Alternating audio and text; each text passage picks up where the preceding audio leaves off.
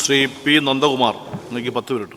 Sir, ഒരു സർക്കാരിൻ്റെ budget എന്നത് കേവലം വരവ് ചെയ്ത കണക്കുകളുടെ അവതരണമോ ചില പ്രഖ്യാപനങ്ങളോ അല്ല, മറിച്ചൊരു ഗവൺമെൻറ്റിൻ്റെ നയപരമായ കാഴ്ചപ്പാടും അത് നടപ്പിലാക്കുന്നതിലുള്ള ഇച്ഛാശക്തിയുമാണ് ബഡ്ജറ്റിലൂടെ കാണേണ്ടത്.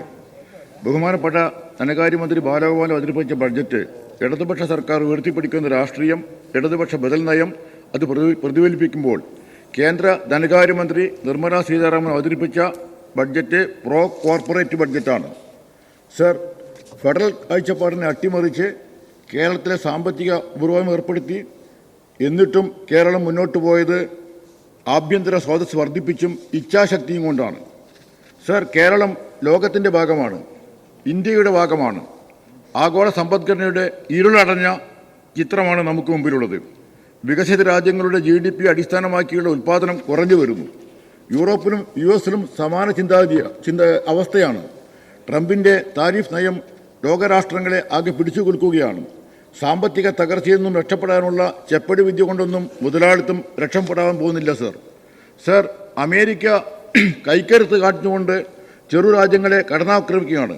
ഡോളറിന് പകരം ആഭ്യന്തര കറൻസിയിൽ വ്യാപാരം നടത്താൻ തയ്യാറായത്, വെനിസുലൻ എണ്ണ ബ്ലാക്ക് ചെയിൻ കറൻസി വിറ്റുവന്നത്, ഇതെല്ലാം അമേരിക്കൻ സാമ്രാജ്യത്തെ ഞെട്ടിപ്പിച്ചതാണ്. സർ, ഇന്ത്യൻ സമ്പദ്ഘടനയും യഥാർത്ഥത്തിൽ പ്രതിസന്ധിയിലാണ്. രൂപയുടെ വിലയിടിവ് നിത്യസംഭവമാണ്. സെൻസെക്സിൽ വന്നുകൊണ്ടിരിക്കുന്ന ഇടിവ് കാരണം സ്വകാര്യ നിക്ഷേപം കുറഞ്ഞു വരുന്നു. വിദേശ നിക്ഷേപർ പിൻവലിച്ചോടുന്നു. വിദേശ നാണയ ശേഖരം കുറയുന്നു.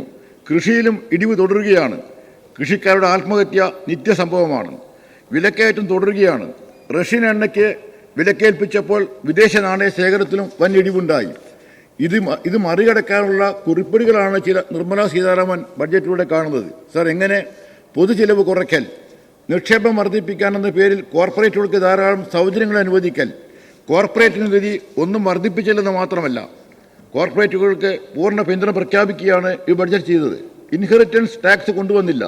കോർപ്പറേറ്റുകൾ വൻ കൊള്ള നടത്തിയ കാലത്ത് പോലും സർ, അതിൻ്റെ ചെറിയൊരു പങ്ക് പോലും വാങ്ങാൻ കേന്ദ്ര ഗവൺമെൻറ് തയ്യാറായില്ല. മുതലാളിത്ത വികസിത രാഷ്ട്രങ്ങൾ പോലും ഇന്ത്യയേക്കാൾ എത്രയോ അധികം നികുതി കോർപ്പറേറ്റുകൾക്ക് ചുമത്തിയിട്ടുണ്ട്. സർ, ബഡ്ജറ്റിൽ പ്രൊഡക്ഷൻ ലിങ്ക്ഡ് ഇൻസെൻറ്റീവ് എന്ന പേരിൽ ഒട്ടേറെ സൗജന്യങ്ങളാണ് കോർപ്പറേറ്റ് നൽകുന്നത്. ലക്ഷക്കണക്കിന് കോടി രൂപയാണ് ബാങ്ക് വായ്പ എഴുതി തള്ളിയത്. എക്സൈസ് തീരുവ വെട്ടിക്കുറച്ചു. ഇപ്പോൾ ചരിത്രത്തിലാദ്യമായി കോർപ്പറേറ്റ് ടാക്സിനേക്കാളും സർവീസ് ടാക്സാണ് സർ ബഡ്ജറ്റിൽ കൂടി വന്നിട്ടുള്ളത്. സർ, ഡോളർ എക്സ്ചേഞ്ച് 91 രൂപ 492 എന്നതാണ് ഇന്നത്തെ കണക്ക്. ബഡ്ജറ്റിലെ മൊത്തം ചെലവിൽ 26% പലിശയാണ് സർ. ഇത് മൊത്തം റവന്യൂവിൻ്റെ 40%. ഇവരാണ് സർ നമ്മളോട് സാമ്പത്തിക ഭദ്രത ഉണ്ടാക്കണം എന്ന് പറയുന്നത്. ധനക്കമ്മി 4.3%. ലേബർ എന്ന ഒരു വാക്ക് പോലും ബഡ്ജറ്റിലില്ല. അതേസമയത്ത് ഈ കേരളത്തിലെ പാവപ്പെട്ട തൊഴിലാളികളെയും സാധാരണക്കാരനെയും ഒപ്പം പിടിച്ചിട്ടുള്ള ബഡ്ജറ്റാണ്, അവരെ ചേർത്ത് പിടിച്ച ബഡ്ജറ്റാണ് ബാലഗോപാൽ അവതരിപ്പിച്ചത്. സർ, ക്ഷേമനിധികൾക്കുള്ള വിഹിതങ്ങളെല്ലാം വെട്ടിക്കുറച്ചു. എന്നാൽ കേരളത്തിൽ അതാണ് സർ, സാധാരണ മനുഷ്യനെ കൈപ്പിടിച്ചുയർത്തുകയും അതോടൊപ്പം തന്നെ സംസ്ഥാനത്തിൻ്റെ സസ്റ്റൈനബിൾ പ്രോഗ്രസും കണ്ടുകൊണ്ടുള്ള ബഡ്ജറ്റാണ് കേരളത്തെ അവതരിപ്പിച്ചത്. സർ, കേരളം എല്ലാ സൂചികളിലും 1-ാം സ്ഥാനത്താണ്. സർ, മോദി സർക്കാർ ആമയെ കാണിച്ചുകൊണ്ട് ഓട്ടം പിടിപ്പിക്കുകയാണ് നമ്മോടിപ്പോൾ. സർ, അരവിന്ദ് പനഗിരി അധ്യക്ഷനായ 16-ാം ധനകാര്യ കമ്മീഷൻ വലിയ സഹായമാണ് കേരളത്തിന് നൽകിയതെന്നാണ് പറയുന്നത്. സർ, BJP സർക്കാർ പറയുന്നത് മാനദണ്ഡങ്ങൾ മാറ്റിയെന്നാണ്. സർ, കേരളത്തിൻ്റെ മാനദണ്ഡം മാറ്റിയ അടിസ്ഥാനത്തിൽ വിഹിതം വർദ്ധിച്ചു എന്നാണ്. 1.92 നിന്ന് 2.38 എന്ന് പറഞ്ഞ് ശരിയാണ്. സർ, ഈ മാറ്റത്തിൽ കോൺട്രിബ്യൂഷൻ ടു GDP മാത്രമാണ് നമുക്ക് നേട്ടം. ഉയർന്ന ഉൽപ്പാദനക്ഷമതയും നികുതി പിരിവും ഉള്ളതിനാൽ ഈ 10% വെയിറ്റേജിൽ കേരളത്തിന് അനുകൂലമായ നേട്ടം കിട്ടി. അത് ശരിയാണ് സർ. വിസ്തീർണത്തിലുള്ള വെയിറ്റേജിൽ കുറഞ്ഞതും അല്പം ഗുണകരമായി. എന്നാൽ ജനസംഖ്യയുടെ വെയിറ്റേജ് 15 നിന്ന് 17.5 ആക്കിയതും ജനസംഖ്യയുടെ വളർച്ച കുറഞ്ഞ കേരളത്തിന് തിരിച്ചടിയാവുകയും ചെയ്തു. സർ, കുടുംബാസൂത്രണം നടപ്പാക്കിയത് ഒരു തെറ്റായിട്ടാണ് കേന്ദ്രം കാണുന്നത്. സർ, കേരളത്തിൻ്റെ വിഹിതം വെട്ടിക്കുറയ്ക്കാൻ അത് കാരണമായി. സർ, റവന്യൂ കമ്മി നികത്തുന്നതിനെ പൂർണ്ണമായി നിർത്തലാക്കി. കഴിഞ്ഞ കമ്മീഷൻ കാലയളവിൽ കേരളത്തിന് 53,137 കോടി രൂപയാണ് ലഭിച്ചത്. സർ, വായ്പാ നിയന്ത്രണം കർശനമാക്കി. നമ്മുടെ കേരളത്തിലെ സാധാരണക്കാരുടെ താല്പര്യം രക്ഷിക്കത്തക്ക രൂപത്തിലേക്കുള്ള ഒരു നടപടിയും കേന്ദ്ര ബഡ്ജറ്റിനകത്തില്ല. കേരളത്തിൻ്റെ വികസനത്തിന് സഹായകരമായ ഒരു നടപടിയും കേന്ദ്ര ബഡ്ജറ്റിനകത്തില്ല. റബ്ബർ കൃഷിക്കാർ അടക്കമുള്ളവർക്ക് പ്രത്യേക പാക്കേജ് ഇല്ല. സർ, ഇന്ത്യയിൽ അസമത്വം വർദ്ധിക്കുകയാണെന്നാണ് വേൾഡ് ഇൻഇക്വാലിറ്റി റിപ്പോർട്ടിൽ പറയുന്നത്. 50% ഇന്ത്യക്കാരുടെ കയ്യിൽ 3% മാത്രമാണ് സമ്പത്ത്. എന്നാൽ 1%ത്തിൻ്റെ കയ്യിൽ 40%. അതാണ് സർ ഇന്ത്യ, അതാണ് സർ കേരളം. കേരളത്തിന് സാമ്പത്തിക മേഖലയുടെ മെച്ചത്തെ സംബന്ധിച്ചിടത്തോളം സുദീർഘമായി തന്നെ നമ്മുടെ ബഹുമാനപ്പെട്ട ധനകാര്യമന്ത്രി ബജറ്റ് അവതരണ പ്രസംഗത്തിൽ പറഞ്ഞിട്ടുണ്ട്. ഇതൊരു ദിവസം കൊണ്ടുണ്ടായതല്ല. ഞാൻ നേരത്തെ പറഞ്ഞ രൂപത്തിൽ സസ്റ്റൈനബിളായ വളർച്ചയ്ക്ക് വേണ്ടി അടിസ്ഥാനപരമായ കാര്യങ്ങൾക്കകത്ത് മെച്ചപ്പെട്ട തോതിലേക്ക് ഇടപെടൽ നടത്തിയ അടിസ്ഥാനത്തിലാണ് സർ കേരളത്തിൽ ഈ മാറ്റം വന്നത്. സർ, കേന്ദ്രം ശതകോടീശ്വരന്മാരെ പോറ്റുകയാണ്. 2014 ശതകോടീശ്വരന്മാരുടെ എണ്ണം 70 ആയിരുന്നെങ്കിൽ 2025 284. സർ, ആഗോള മാനവ വികാസ സൂചികയിൽ ഇന്ത്യയുടെ സ്ഥാനം 130. ബിഷപ്പിൻ്റെ സൂചികയിൽ 102. അതാണ് സർ മോദി സർക്കാരിൻ്റെ ഇന്ത്യ. സർ, കേരളത്തിൽ അതിദാരിദ്ര്യം എന്ന പദം തന്നെ ഇല്ലാതായി കഴിഞ്ഞിരിക്കുകയാണ്. വരും നാളുകളിൽ ദരിദ്രമില്ലാത്ത സംസ്ഥാനമായി മാറുന്നതിനുള്ള അടിത്തറ വാങ്ങിക്കൊണ്ട് മുന്നോട്ട് പോവുകയാണ് ഈ ബഡ്ജറ്റ് കൂടി സൂചിപ്പിക്കുന്നത്. കേരളത്തിലെ ബഡ്ജറ്റ് സമസ്ത മേഖലയും സ്പർശിച്ച് സാധാരണ മനുഷ്യനെ ചേർത്ത് പിടിക്കുന്ന ബഡ്ജറ്റാണ് സർ. ഈ സാമൂഹ്യ സുരക്ഷാ പെൻഷൻ 1160 കോടി രൂപ വർദ്ധിപ്പിച്ചു. സർ, 14,500 കോടി രൂപ മൊത്തത്തിലുള്ള വർധനവുണ്ടായി. പുറമെ സർ, സ്ത്രീകളുടെ സുരക്ഷയ്ക്ക് വേണ്ടി 1400 കുട്ടികളുടെ ചെറുപ്പക്കാരായ ആൾക്കാരുടെ കണക്ട് വർക്ക് പദ്ധതിക്കും വേണ്ടി 1400 കോടി രൂപ. സർ, സാമൂഹ്യക്ഷേമത്തിൽ കഴിഞ്ഞ വർഷത്തേക്കാൾ വെട്ടിക്കുറച്ചത് കേന്ദ്രം 9,999 കോടിയാണ് സർ. അതിൻ്റെ ഫലമായിക്കൊണ്ട് കേരളത്തിലെ സാമൂഹ്യ സുരക്ഷാ പദ്ധതികളെ നാളെ ബാധിക്കാൻ പോവുകയാണ്. സർ, വിദ്യാഭ്യാസ മേഖലയ്ക്ക് സംസ്ഥാനം വർദ്ധിപ്പിച്ചത് 684.17 കോടിയാണ്. ഉന്നത വിദ്യാഭ്യാസ മേഖലയ്ക്ക് 67.95 കോടി. ഞാൻ ഓരോന്നോരോന്ന് എണ്ണി പറയാൻ ആഗ്രഹിക്കുന്നില്ല. എല്ലാ മേഖലയ്ക്കകത്തും കേരളത്തിനകത്ത് വർധനവുണ്ടാക്കി. സർ, കേന്ദ്രമാണെങ്കിലോ 2.26 ലക്ഷം കോടി രൂപയാണ് വിവിധങ്ങളായ പദ്ധതികളിൽ വെട്ടിക്കുറവ് വരുത്തിയത്. ആരോഗ്യ മേഖലയ്ക്കകത്ത് 3,686 കോടി രൂപ, വിദ്യാഭ്യാസ മേഖലയ്ക്കകത്ത് 6,701 കോടി രൂപ, സാമൂഹ്യക്ഷേമ പദ്ധതികൾക്ക് 9,999 കോടി രൂപ, കൃഷി ഇനത്തിൽ 6,985 കോടി രൂപ, ഗ്രാമവികസന മേഖലയിൽ 53,067 കോടി രൂപ, SC/ST മേഖലയിൽ 3,499 കോടി രൂപ, ജലജീവൻ പദ്ധതിക്ക് 50,000 കോടി രൂപ. സർ, PM ആവാസ് പദ്ധതിക്ക് 3,200 കോടി രൂപ, വനിതാ ക്ഷേമത്തിന് 51,364 കോടി രൂപ.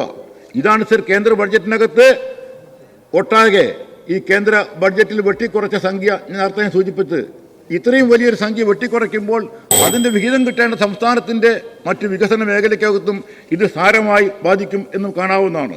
ഇതിന് പുറമെയാണ് സർ കേരളത്തിന് മുന്നോട്ടുള്ള പോക്കിൽ സഹായകരമാകുന്ന രൂപത്തിലേക്കുള്ള റെയറസിൻ്റെ നമ്മൾ KML അടക്കമുള്ള സ്ഥാപനങ്ങൾ കൊണ്ടുണ്ടാക്കുന്ന ലാഭം അതിൻ്റെ വിഹിതം സംസ്ഥാനത്തിന് കിട്ടുന്നതാണ്. അതൊക്കെ തന്നെ സ്വകാര്യ മേഖലയിൽ കൊടുത്ത് കോർപ്പറേറ്റുകളുടെ കയ്യിലേക്ക് ഈ റെയറസ് എത്തിക്കാനുള്ള ഗൂഢമായ ശ്രമമാണ് ഈ ബഡ്ജറ്റിൽ കൂടി കേന്ദ്ര ഗവൺമെൻറ് നടത്തിക്കൊണ്ടിരിക്കുന്നത്.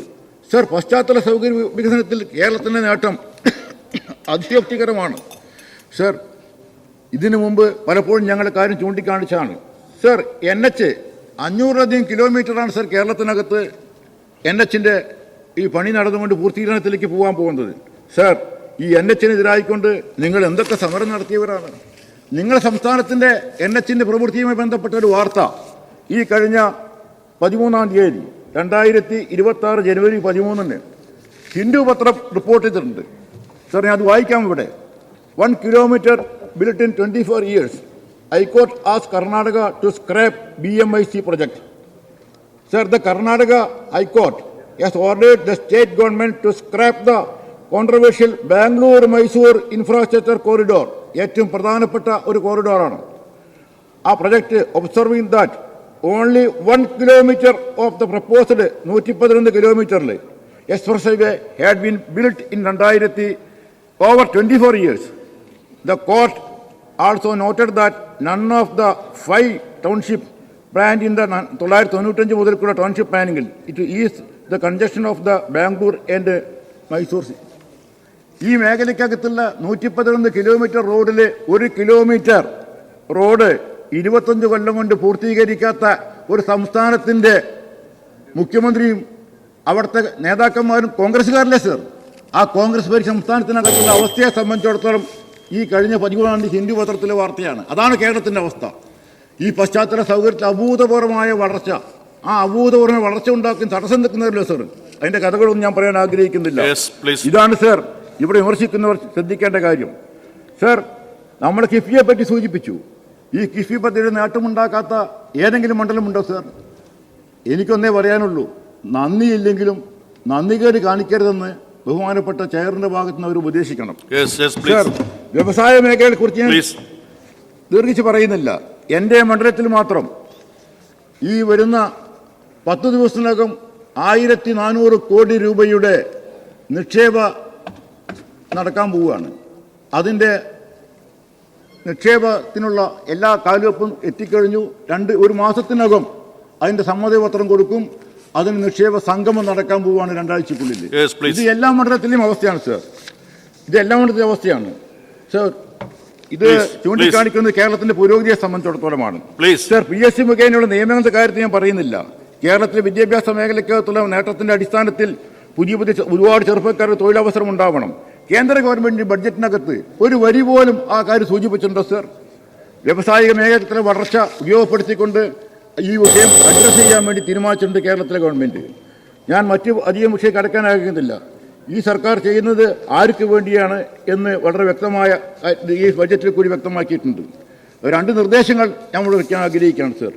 നമ്മുടെ സർക്കാർ ജീവനക്കാർക്കും മറ്റും DA പ്രഖ്യാപിച്ചു ബഡ്ജറ്റിനകത്ത്. സർവീസ് പെൻഷൻകാർക്ക് ആ DA. അതോടൊപ്പം തന്നെ KSRTC ജീവനക്കാർക്ക് DA കൊടുക്കണം ഞാൻ ആവശ്യപ്പെടുകയാണ്. KSRTC ജീവനക്കാർക്കും പെൻഷൻകാർക്കും ഈ ആനുകൂല്യം കൊടുക്കണം. മറ്റൊന്ന്, ഭൂമിയുടെ ഷെയർ വാല്യൂ, അതിൻ്റെ ഫെയർ വാല്യൂ വർദ്ധിപ്പിക്കാൻ വേണ്ടി ഗവൺമെൻറ് തീരുമാനിച്ചു. എന്നാൽ വേണ്ടർമാരുടെ വിൽപ്പന പരിധി കൂട്ടിയില്ല. ഈ 2-3 കാര്യങ്ങൾ കൂടി ശ്രദ്ധിക്കണമെന്ന് ഞാൻ അഭ്യർത്ഥിക്കുന്നു സർ. ഈ സർക്കാർ പറയുന്നത് ചെയ്യുന്ന സർക്കാരാണ്. അത് കാലം തെളിയിച്ചതാണ്. പൊട്ടക്കിണറിൽ കിടക്കുന്ന തവളയെ പോലെ ഇതാണ് ലോകം എന്ന് ധരിക്കുന്നവരുണ്ട്. നിങ്ങളുടെ സ്വപ്നങ്ങളൊക്കെ ദിവാസ്വപ്നങ്ങളായി പരിഗണിക്കാൻ പോവുകയാണ്. യാതൊരു സംശയവും വേണ്ട. ആ വെപ്രാളത്തിലാണ് ഇവിടുത്തെ പ്രതിപക്ഷം. അതാണ് നിയമസഭയ്ക്കകത്തും പുറത്തും കാട്ടിക്കൊണ്ടിരിക്കുന്നത്. ഇത് കേരളത്തിലെ ജനത തിരിച്ചറിയുന്നുണ്ട്. വരും ഘട്ടങ്ങളിലും ആ തിരിച്ചറിവ് ഉണ്ടാവും. 3ാം പിണറായി സർക്കാർ അല്ലെങ്കിൽ 3ാം ഇടതുപക്ഷ സർക്കാർ അധികാരത്തിൽ വരുമെന്ന കാര്യം സംശയമില്ല.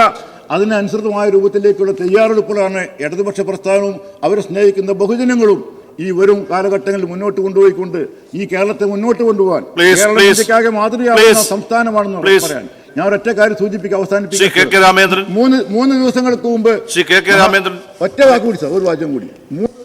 അങ്ങനെ ഒരുപാട് സമയം എടുത്തു.